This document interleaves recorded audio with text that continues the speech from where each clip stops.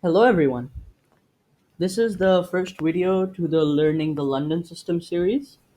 I'm Arnav, a 1300 rated player and have been playing the London System for 3 years and was my main repertoire for most of the time I've played chess for. I really like this opening because of how simple it is, and the other thing is that I can play this opening when I am a beginner, an advanced player, and has also been seen at the top level and played by Magnus a few times. This opening got its name after the 1922 London tournament, where it was first seen. This opening is very simple and can be played extremely well in blitz, because you can rush out the moves and the pattern which we're trying to achieve cannot be disturbed by black. This opening can also be made extremely complicated depending on the player's style, if the player is aggressive or strategical. This opening is more on the simple side, and if you're an extremely aggressive player, it's not the opening for you, but it can be used to unsettle your opponents who are looking for an open aggressive position. So I'm gonna get started by the basic structure, which starts with d4. Then black responds with d5, knight f3, knight f6, bishop f4. So this is the common structure in the London system, with a knight on f3 and a bishop on f4 and pawn on d4. The most commonly played structure in the chess community with d4 would be Queen's Gambit, which goes with d4, d5, c4, e6, which is the declined variation. This is very common, and many people as black know what to play against this. So I feel like the London would just make it slightly more different for your opponent to understand what you're doing. But it's a simple opening, so it shouldn't be too hard in the first place. Yeah, so with bishop f4, the basic plan of bishop f4 is to control this dark diagonal, which usually is very helpful for white because black usually plays c5 and e6, which gives us a good control of these squares, which can be weak in the long term. And the other thing is knight on f3, which is just an active knight developing towards the center.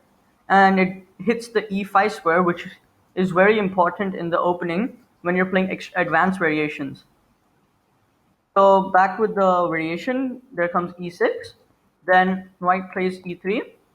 The most common move here is c5. But then we play c3. Again, the main idea of the London is to maintain the structure. Some people call it a party hat. I like to call it like a bridge, which just stops all attack. It's a very solid structure. c5 is the most common move, but c5 is not, it might look as an aggressive move, but it's not, because after pawn takes pawn, e takes, we still maintain this extremely strong diagonal. So c5 is not a threat in this opening, but I'm going to play with c6 just to show the ideas of the opening. Then comes c6, then white plays c3, knight b d7, bishop b3, bishop e7, knight b2, castles, castle, and then queen c2.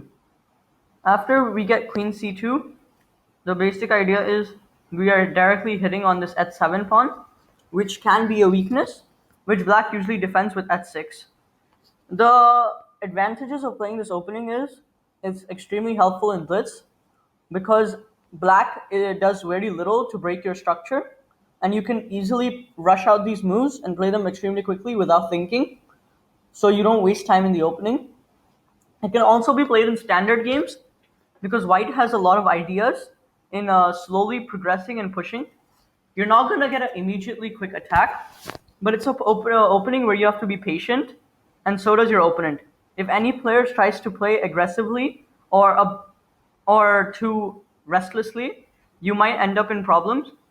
So the basic line here goes as h6, queen c2, rook e8, and e4. The idea of e4 is you have an extremely solid center with bishop, queen, these two pawns, pawn here, and your knight. All white's pieces, I could argue, are extremely active. And black has a few weaknesses, like this bishop on c8 and this bishop on d7. And the knight on at d7 doesn't look too good, the queen has only one active square, which is b6, but it doesn't have any threats because it's defended by our pawn. So it looks like white has an extremely solid but comfortable position. It's black in this position who has to play and work it out. And obviously, the position I'm showing you is the position you get in many beginner games. As you could say, beginners play this as black when they don't want to attack too much. But there's an also another variation which I was talking about, which was c5. c5 is an it's not an aggressive move. It's just a move which tries to challenge the center.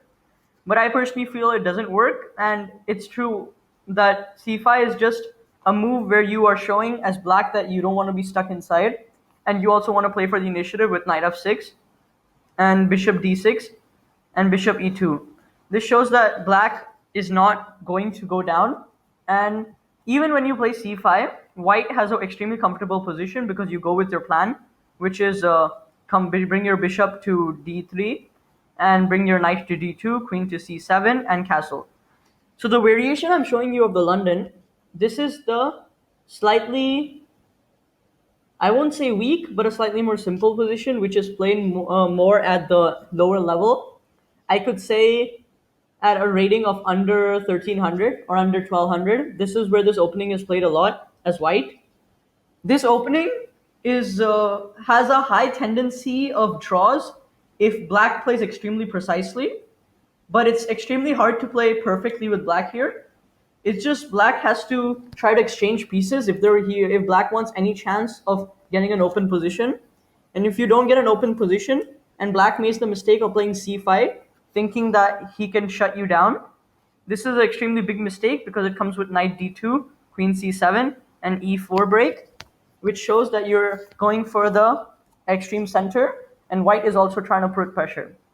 I will discuss this line later, but in this video, I'm only trying to show you the basic plans and the basic structure and the advantages of playing the London.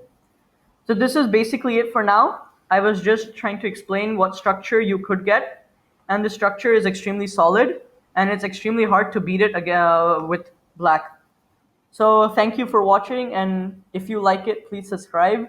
And I'm gonna try to make new videos every day or every other day, depending on how much time I have, but hopefully I could keep up a regular pace, and I'm gonna be discussing more lines.